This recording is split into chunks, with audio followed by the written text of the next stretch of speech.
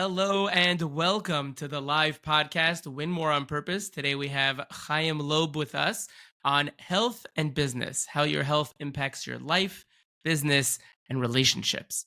The agenda, for those of you that are new, we're here to have a conversation. So me and Chaim are going to go back and forth. We're all here learning together.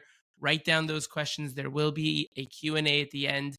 And for those of you who are here live, as this is a live podcast, you can put into the chat where it is that you're coming from, your name, what it is that you do, or something you might be focused on in your business today. For those of you who don't know me, my name is Yaacov Steinberg. And about 4.5+ years ago, when I first went into the sales coaching space full time, I noticed that people were able to build 6-7 figure businesses on their own. They're good at what they do. They're passionate. Some point along the way, they learned how to speak to people. But they'd hit this glass ceiling, either because they were making it up as they went along, and that only takes you so far, or because they didn't want to be that stereotypical used car salesperson, sleazy, pushing people into things they didn't even necessarily need. And that's where I came into the picture. Mindset, techniques, skills, really helping people to have that confidence and clarity to knowing who they needed to speak to, what to say to them, where to find them, and even how to say.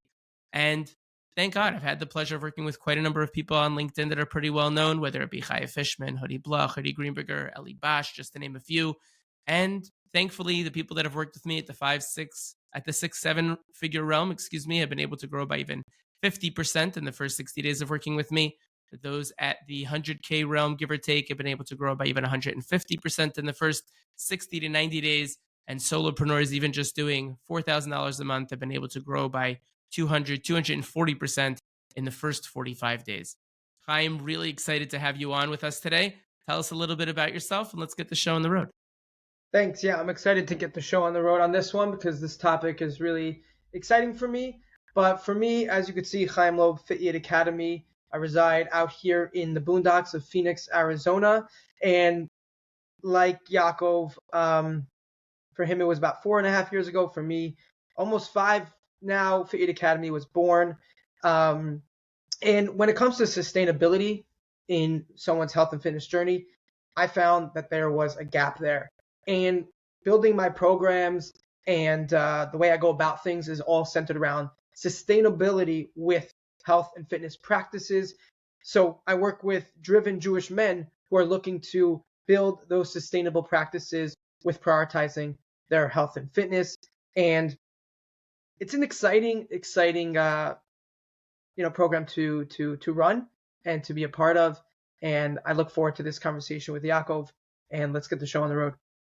Amazing. Absolutely fantastic. So, one of the first things that, came to my mind when we were talking about, the conversation about health and business is, what does health really have to do with business to begin with? I think is one of the first questions I would want to dive into. I love that. Health and business, right? So something that comes to mind for me is my own self. So I had a daughter 8 months ago. Okay. Congratulations. Thank God. Healthy, thank God, amazing. But that threw my routines are through the roof, right?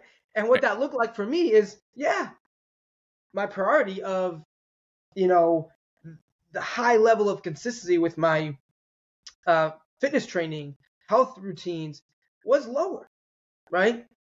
But that also affected my business productivity, my business focus, and they're connected, right? And when I'm more consistent with training, fitness-wise, and more on top of my nutrition and being more intentional around that and supporting myself nutrition-wise, I'm more focused, I'm more productive, I'm on top of my game. So it has everything to do with business. It is business. If you want to be successful in business, you need to be on top of your health, point blank, period. And that's my belief system. Right. And I would even say, a big part of, a lot of people, they try to separate between personal life and business. And in reality, they're so intertwined, right? When we're doing good in our personal life, a lot of times our businesses are doing better. When we feel that vitality, when we feel healthy, when we feel like we're in a good place, we're much more on top of our business. And that comes from a mental health perspective, a physical health perspective, all those different pieces that we're going to get into, today. But I've seen it myself. I just took a day off on Sunday in order to properly recharge myself. And I came back in a completely different, mindset, so much stronger than I was when I had left. So I've had the opportunity of experiencing that myself as well. But give me a little bit of an example of, what it would look like for someone to be able to properly take care of themselves in a way that's going to affect their overall everyday vitality. What would that look like? Yeah, and I love the example that you gave of sort of taking the day Sunday, and you're in Israel, so Sunday is like usually you're on it, and not a day off, Right. um, but really taking that day to sort of rest and recover. It doesn't always have to look like hitting the gym for 2 hours, 4, 5, 6, 3 times a week, right? Taking care of your health, right, could be going on a walk around the lake, could be doing a stretch session, could be twice a week doing a resistance training for 25 minutes, right, or so, right? It doesn't mean beating your body up. What I've found, actually, working with men, is they'll come to me and say, I used to work with a trainer, but I was so sore and it really beat me up and it wasn't something that I stuck with, right? And that's one of the reasons why it didn't work. One of, and there's many. But um, so just getting my train of thought back is there's many ways to skin the cat, and it doesn't have to be this intensity that people might think it is when they see online, when they see these pictures or these videos. Listen, we're just men out here trying to prioritize our health and a lot of other things in life, right? Right. We're not trying to be on stage. We're not trying to be on covers of magazines. We're not trying to, right? Maybe we want to impress our wives. That's cool, but that doesn't mean 2 hours in the gym, Right. right? So let's take a back a step, build consistency, and around what works for us, about what could be sustainable, and that's what it comes down to. Got it. So, I mean, just from my own experience in Sunday, it was like more of like I needed to replenish my energy reserves. Especially as an introvert, I always need to make sure that I'm taking time to just be. Something that I'm getting used to since it's a recent thing that I realized a couple of years ago. But it's kind of like an energy in, energy out type of thing. Like when I put energy into my being, when I give myself that energy that I need in order to be able to recharge, then I'm able to output in such, a bigger and better way. Right. It's like, back when I was a teacher, I had a mentor who said to me, the more that you fill your cup, it will overflow, and that allow that to be what you're giving to other people, as opposed to you emptying your cup on a consistent basis. Yeah, and I like the energy in, energy out perspective, and that could be energy in just like sitting at a mountaintop, and just like giving yourself that energy in terms of like, filling your cup internally, and it could be, getting a workout, putting that energy out in order to you to have that energy also. Right? It goes Right. both ways depending on what you're doing, but I love it and it makes total sense and is completely correct. Yeah, fantastic. I would even ask you, because we're talking also about business, are there certain types of workouts that are better for people that have different types of jobs? Or would you say that everyone is pretty much the same and there's no difference between them? So I think that I know that there's, I would say, overall things that are gonna be really, helpful and supportive for everybody. But Mm-hmm. you do want to take a look at what you do most of the day, whether it's standing, sitting, bending, etc., and try to train in a way that's going to build your longevity within what you do. So if you're sitting all day, you got to figure out how to train in a way that's going to help you have longevity with your job and sitting, whether it's different mobility things, different, strengthening things that are being weakened by you sitting all day, right? And so on and so forth. So that goes for, I work with laborers, like let's say blue collar plumbers, let's say, or electricians or construction workers. Many people think, oh, they must be moving around all day, so why would they need to do anything for their health? Very much the opposite. There are certain things that they need to do in order to first have longevity within their job and have their body be pain free long term, right? Right. So there is specific Especially things their before, knees and stuff like yeah, that. yeah, their joints, knee, so on. So there are specific things. There are also general things like we need to keep our muscle mass, right? That's something that deteriorates if we don't keep it going, and that's extremely beneficial for multiple parts of our well-being. So we need to do resistance training, right? Our heart needs to be healthy, so we need to work our cardiovascular system, right? But at the same time, like I'm saying, look at what you do most of the day and say, how can I have longevity with that through taking care of my body? Got it. And I mean, I would be curious to know how long. You mentioned that, there are certain workouts that people need to sometimes do depending on the different types of jobs.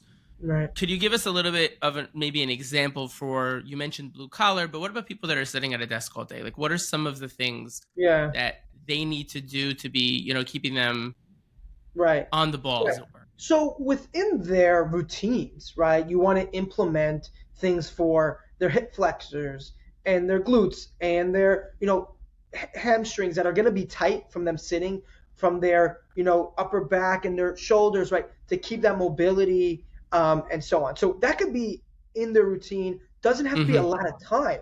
It's just about that consistency over time, practicing those things, training those things. That's important, because if we completely shut down those muscles and put them in positions that are not going to be helpful for us, and we just never train them, then we're going to lose mobility in those, lose muscle mass in those, and so on, create pain, chronic pain, and won't look good down the road. Got it. In other words, it's from an atrophy perspective. Like, if you're not using those specific muscles, then they're not going to be able to perform on the level that we would like them to. That's part of it. Yeah. Got it. And the other part of it would be making sure that everything's just, like kind of the idea of stretching, or just making sure that you're using things on a consistent basis in order so that they just upkeep their level. You got to oil the machine. Right. You got to oil the machine. Is there a specific length of time that a person needs to work out to get benefits, or to feel the benefits of a workout? So there are guidelines that you'll see on the internet, etc., and those, there's substance to those guidelines, but that doesn't mean that's what everybody needs to be doing right now, and that doesn't mean everybody needs to do that ever, right? There's individuality within this, and depends on someone's goals. It depends on what someone wants to feel. So yes, those guidelines play a role in this, right? But we got to look at the individual person and see what they could firstly be consistent with, because something is better than nothing. If we just have the mindset of, well, if I can't hit that, then I'm not going to do anything. Right. I promise you that doing half that is going to benefit you. So therefore, do that. Right. And that's my thought process on that. Right. Like, kind of the idea, I guess, that if you get 1% better every single day, by the end of the year, it's 36.7%, as opposed to, 36.5, as opposed to if you don't do, anything, then you don't grow at all. Right. Yeah. I think the next place I would go, something that's very near and dear to my own heart, is where does sleep come into all of this? I think it's near and dear on many's hearts, especially you, like you said, and mine, because of this baby. But yeah, I can definitely definitely feel you on that one. And I'm sure you've experienced it, as far as I understand. Yes, many times. But okay, so just to give an example, in the academy we have 7 core mindsets and 6 core habits that we develop. Okay, there's a roadmap, there's a structure. One of the habits is going to be building and developing habits around sleep, quality sleep, quantity sleep, etc. Why is it such a focus? I believe, and it's out there, as sleep is medicine. Sleep is medicine. It's just an example. So our daughter started childcare, right? So many people have gone through that. Start childcare, they get sick, right? Of course. The problem was she was at childcare and not sleeping well, because she's in this place. She's not in her room with her this and her that, and so we had to prioritize getting her those naps during the day so she can recover, right? So sleep plays a huge role in all things recovery for our body, whether mental, emotional, physical, everything. Sometimes all we need is a good night's sleep, right? Yeah. So now that's a habit, right? And that's something that we want to shift into and understand. A lot of people believe, sleep when in another life or this and that. Listen, that works for you and you're happy with your life and whatever, we don't have to get into the details, cool. But for 99% of the other people that could be really aware of themselves, sleep is important. Sleep is needed. Right. Talk about relationships, to be a person in regard to relationship, sleep is important. So want to recover from exercise, want to recover from mental exhaustion, want to recover, sleep plays a huge role and is important. Sometimes it's difficult. It's a challenge. We have a lot of responsibilities, a lot of things we need to take care of in our lifestyle. And a lot of times, just like overall health and fitness and health, take a backseat, or some say gets put to the wayside, pun intended. Mm-hmm. Sleep is part of that. And it's something that we I think as a community need to understand and need to work on. Yeah, sure. I am curious, like there's so much talk around, the timing of the sleep, 12 a.m. and getting to sleep before that, or the length of sleep, the Right. quality of the sleep. Tell us a little bit more about those different factors. Yeah, How you that's a see great those playing a question. role. That's a great question. So from my understanding and from my own experience in terms of like sometimes going to sleep near midnight or well before midnight, the quality and how I feel afterwards is much better before midnight. And what I understand is every hour that we get to sleep before midnight is going to be sometimes, it could be double the impact as after midnight. Wow. And which is pretty crazy to understand. And you don't have to quote me on the double or the 0.5. Sure. Bottom line is it's a lot more impactful for our body than after midnight. And Right. quality plays a role too, right? Firstly, if we're super stressed going to sleep, we're on our phones, they have light in the room, all these types of things plays a role in how restful we're going to feel when we wake up. So working on a sleep routine, build quality of sleep is really helpful too. Now, timing, right? There's guidelines, right? 7 hours adults, 8 hours adults, kids, different. Many times I speak to people, they barely get 7 hours, not even, barely. Guilty as charged. Right. And I try to shoot for 7.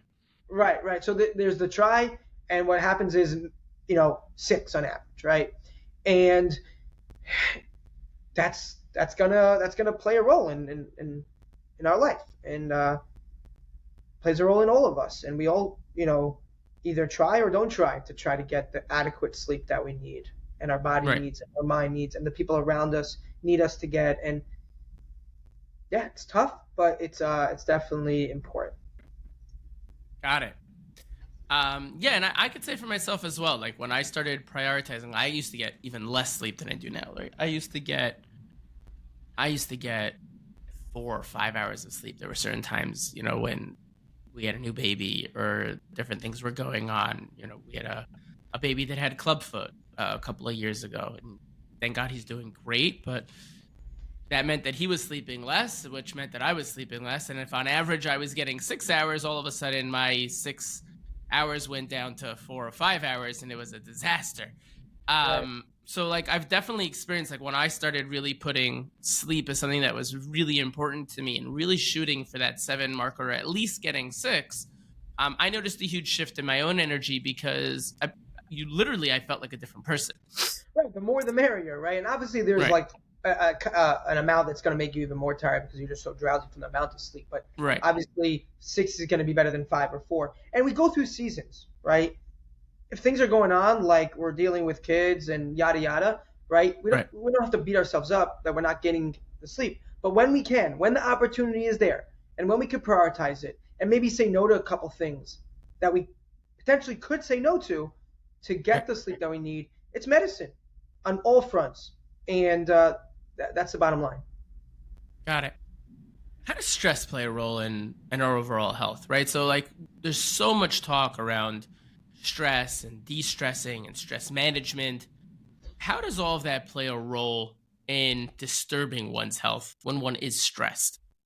Yeah, I actually just updated so one of the habits is stress management. I don't like to use, so I don't know, something about the word stress management is like a little Stressful. controlling, but like just having ownership over that process. And um, it's not, so what I was saying is I just updated the habit around stress management in the academy.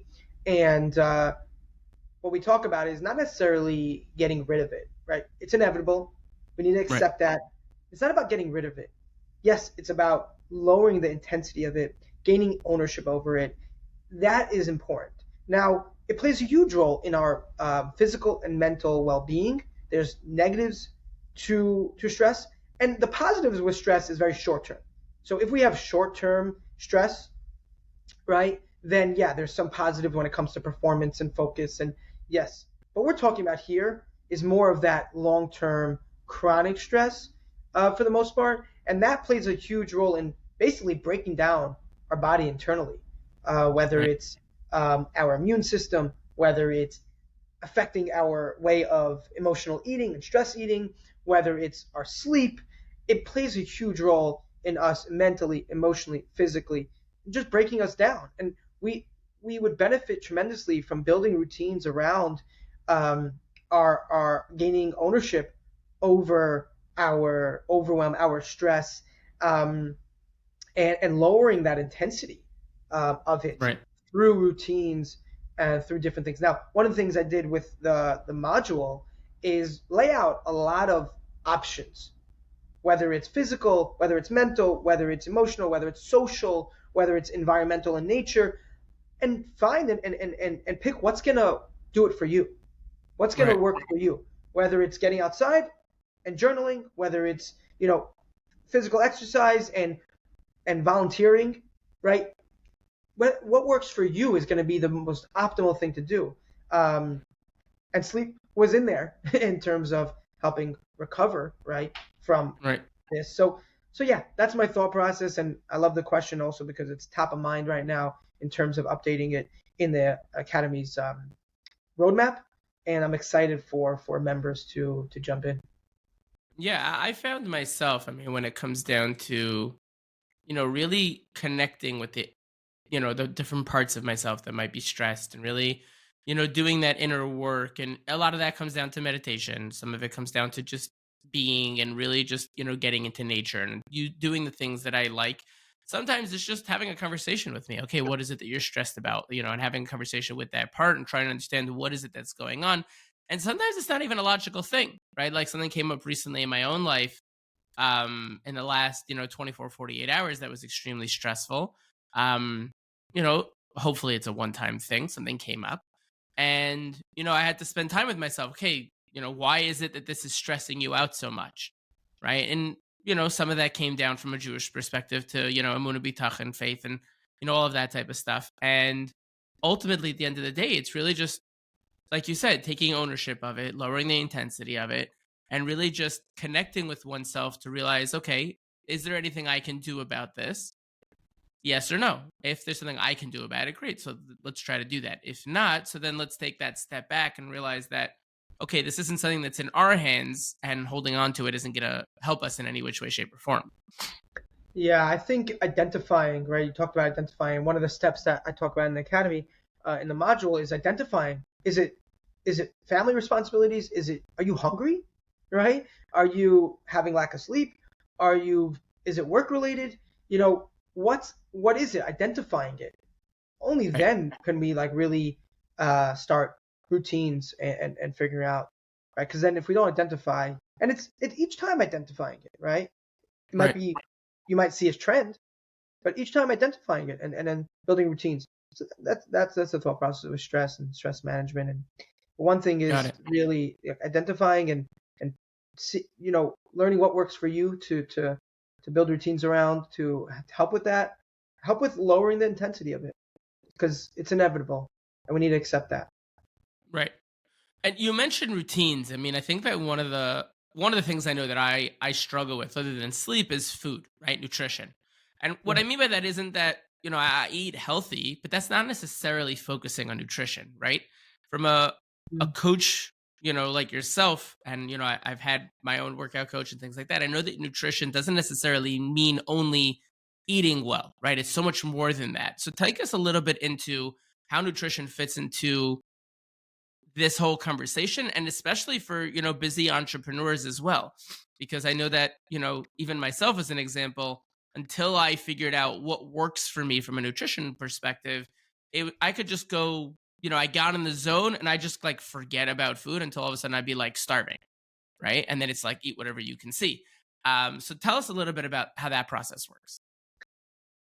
So nutrition, if you think about it, it is the breakdown of fuel, and which comes from food, right? Mm-hmm.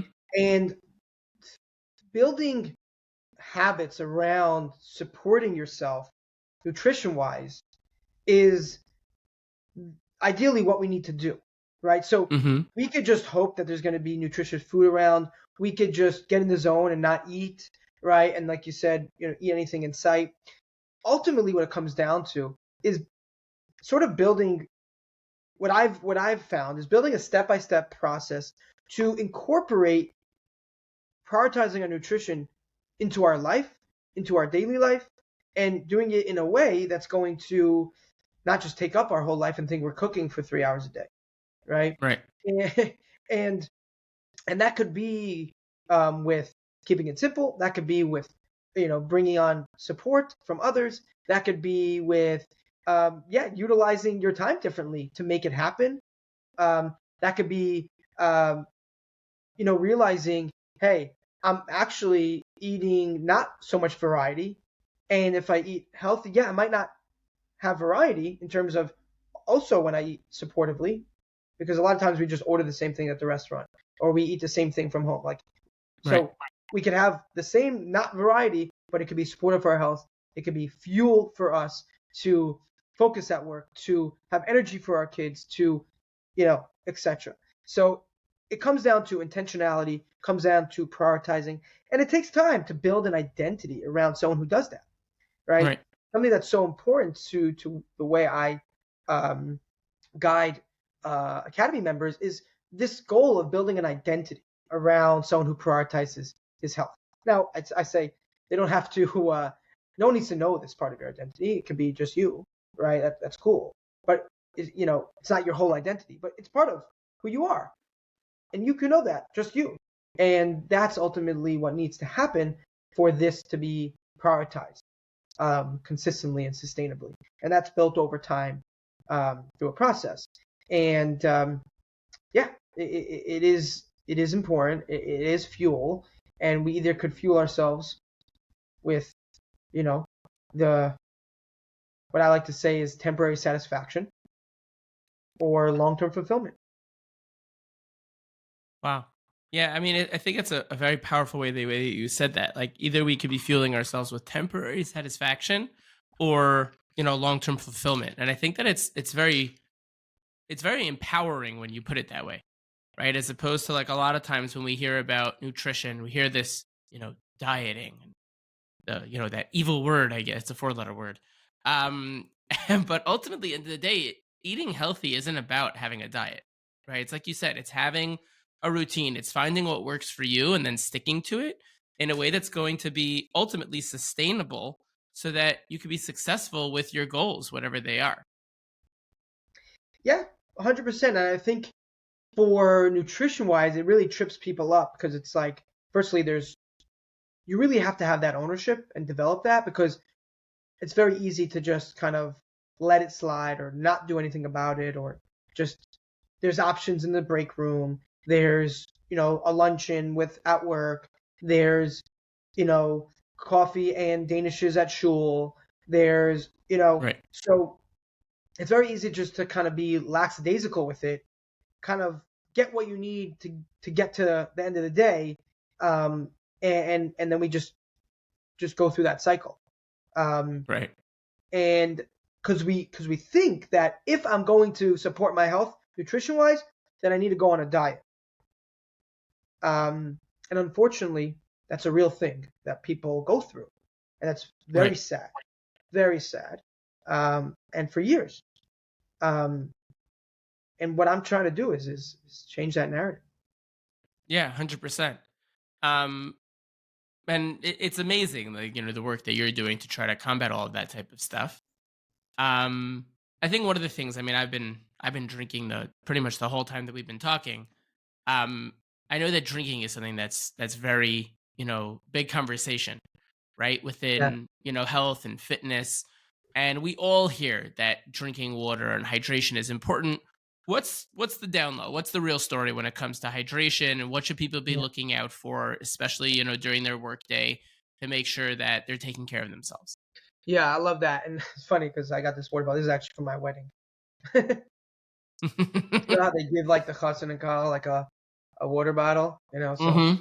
got some cracks and whatnot, but I just like it. So hydration, one of the things that we start with in the academy is morning water. Okay, and Hmm. this starts our hydration habit. Morning water is basically there for someone to rehydrate from the night. Okay, Right. and members share with me that this is like a huge boost to their day, to their morning, to them getting going for the day. They Hmm. feel great after doing it. Because when we're dehydrated, we're low energy, right? When we're Right. hydrated, we're more clear, we're more energized. And it comes down to a cellular level. Our cells need Hmm. to be energized, meaning hydrated, to be energized, to work well. And it goes back to nutrition also. Our body works with on a cellular level. Either those cells are fueled or they're not through hydration and through nutrition. So getting down to it, the hydration is going to fuel our body, our cells, to allow us to be energized, to have that focus, to have that mental clarity. Um, when we're dehydrated, we don't have that. Right. Yeah, Yeah, I mean, it's funny because I don't know if it's funny, but like it's amazing how really staying on top of the water consumption that you have throughout the day can really keep you at a much higher level. I remember, I mean, like I've always liked drinking water. Like I know others that they don't like drinking water, and then it comes down to figuring out what you do like once you get more into it and start staying. You know, if that's 100% maybe stay away from soda and pop and all that type of stuff, but at the very least, with lemon or whatever, figuring it out, seltzer, whatever it might be. But there was a point in time where I was learning more about hydration. And it was like wake up in the morning, drink 2 cups of water just to restart your system. And then at a certain point in the day, like I have an alarm that goes off on the hour, every hour pretty much, from like, I don't know, 11, 10:30 a.m., something like that. And then it'll go off again at 11. And then from 11, it's every hour till like 6 p.m. at night. And just making sure that like I'm constantly taking at least a sip, if not a little bit more, of water throughout the day. And I'm talking all day long, especially, doing the podcast. I end up drinking a little more, and we're talking about health. So, l'chaim. yeah, I drink even more during the podcast and stuff like that. But like it's something like I'm constantly thinking about because especially when you're constantly on the go, whether you're constantly in meetings or you're talking to people or you're, whatever it is, hydration is a very big part of, keeping your vocal cords, right? That's one reason that we do it, but it's also just giving you that, like you said, that cellular energy to keep going throughout the day. And it's something that I've seen myself, and the power of it, it's quite amazing. yeah, and especially someone who drinks coffee, and especially if they drink more than one cup a day, coffee is a dehydrator. So it's Right. very important to rehydrate if you're drinking coffee. Um, this goes for alcohol too. But yeah, so just wanted to put that out there and make that clear that if you're drinking coffee or alcohol, it's important to rehydrate through that process and not with the water that's in the coffee. Right. It's funny that you mentioned that. Like we always think like, oh, when it comes to, perm is a great example, right? So a lot of times people they'll have some wine and then they'll have some water, but we don't ever necessarily think about that when it comes to coffee, even though in essence it's really the same thing. I mean, I myself at this point, as much as I like a good proper coffee, I moved over to decaf at a certain point because the coffee for me was more just enjoying a good drink and the taste and the smell of it. And as someone who has, I have ADD, coffee never it does the opposite for me that it does for everyone else. Everyone else gets all jacked up from coffee and I just get mellow. I get more like relaxed and tired from having a coffee. And I was like, this isn't waking me up. It's the taste and smell. I might as well just be having decaf and then I have no negatives at all. But I'll treat myself to like a good coffee every once in a while. But like it's that same, it's like you're saying, it's making sure to be cognizant of that. I think so many of us we don't even realize that that's what it really does. Exactly. Exactly. I want to delve into an interesting piece of this. You are a coach when it comes to health and fitness. Now, a lot of what we spoke about today are things that, we're giving people an understanding of the different pieces so that they could technically, do things on their own. They could try to move forward. But where does a coach fit into the picture when it comes to health and fitness? Yeah, I think what I found that helps people a lot is having a roadmap, having a Mm-hmm. structure, having a structure, having something that they can grab onto instead of being lost at sea, figuring it out or not figuring it out, having a roadmap and having a proven roadmap, having something that's continuously developing with from feedback or from learning myself. And that really helps somebody. Now, there's the guidance and accountability that are massive, right? But having that structure, having a roadmap is really important. That's number one. Number two, when it comes to that roadmap, having it match what you ultimately actually want. So whether that's a multi-angle approach rather than a single angle approach, that Mm-hmm. really can help somebody because they're not going to go take care of all those other stuff on their own, or they don't want to go to multiple different people to guide them in all different ways. So it really helps when it's a multi-angle approach. So we tackle fitness, nutrition, mindset development, and habit building, all centered around your nutrition and fitness, your health and fitness. Um, Right. Now, there's the guidance and accountability from me, but if this is done right, and especially me because I'm an online health and fitness coach, the member gets to build internal accountability.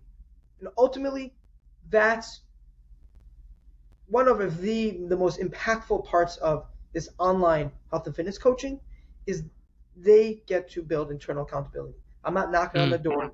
I'm not with them. And ultimately that they get to make that real transformation and change and shifts because they're building internally. And that makes me the most proud. Right. In other words, they're building their own systems, but through guidance, as opposed to trying to do it on their own. So there's that accountability, there's the support, there's a clear map that they don't need to figure it out on their own, but that they're constantly being led in a specific direction, but they have to take the steps in order to get there. Is that right? Right.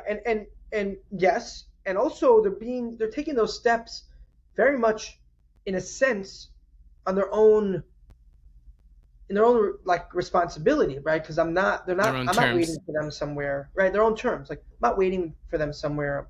I'm not knocking on their door. Right.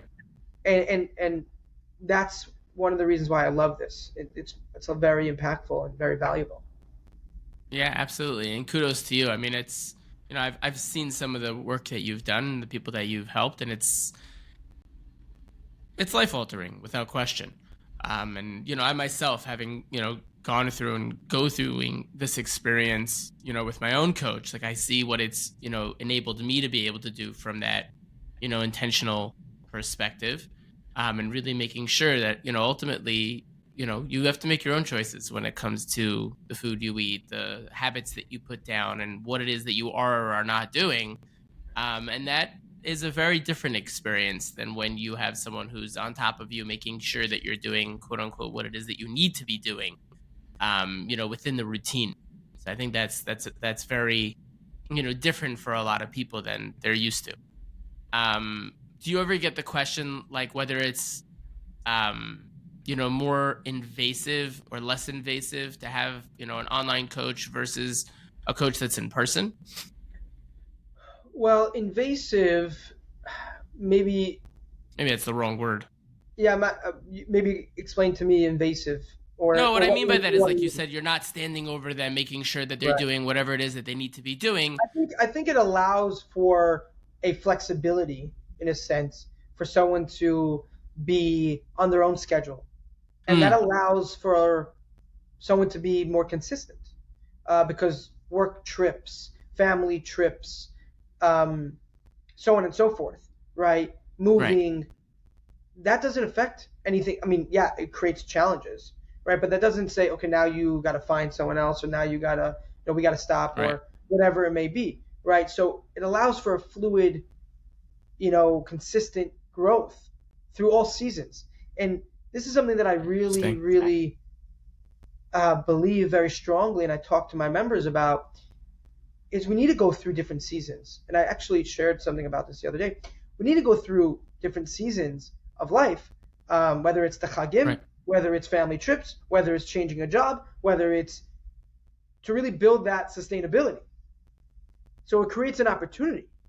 And you might not be happy with the outcome the first time or whatever it may be, but we build on that. And that's very important to go through these seasons. Because I've worked with many men who usually what happens is in the past, they go through a chag, they go through a busy summer, they go through whatever it may be, and they don't get back to prioritizing their health afterwards.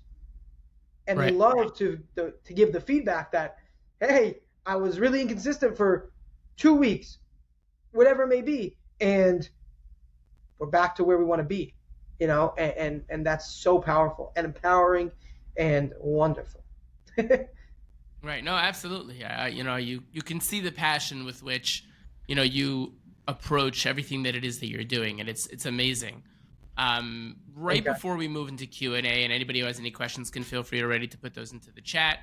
But as we're waiting for people to do that, what's some of the things that people can do to start right now? What are some of those things that they could start easy, simple, to start getting themselves into the right place? Yeah, I think one of the things that we talked about today was the morning water, the hydration in Mm-hmm. the morning. I love starting with that. It really makes a strong impact, and it gets you intentional in the beginning of the day. So I think that plays a big role in starting. Um, Mm-hmm.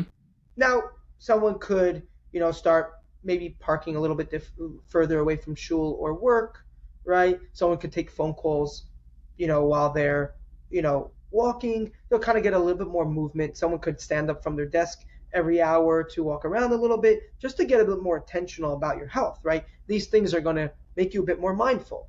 So just kind of starting with those things play a big role. Another things could be start communicating with the people that you live with, whether it's your wife or husband or whatever it may be. What is there something that we want to be doing in terms of being intentional in the house around our health, our fitness, for our family, for us, how to go about that. Just starting communication and conversation.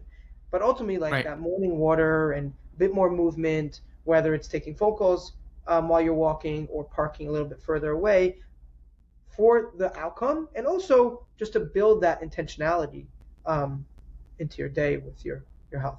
And those go a long way because it allows you to be open to the next step. Sure, absolutely.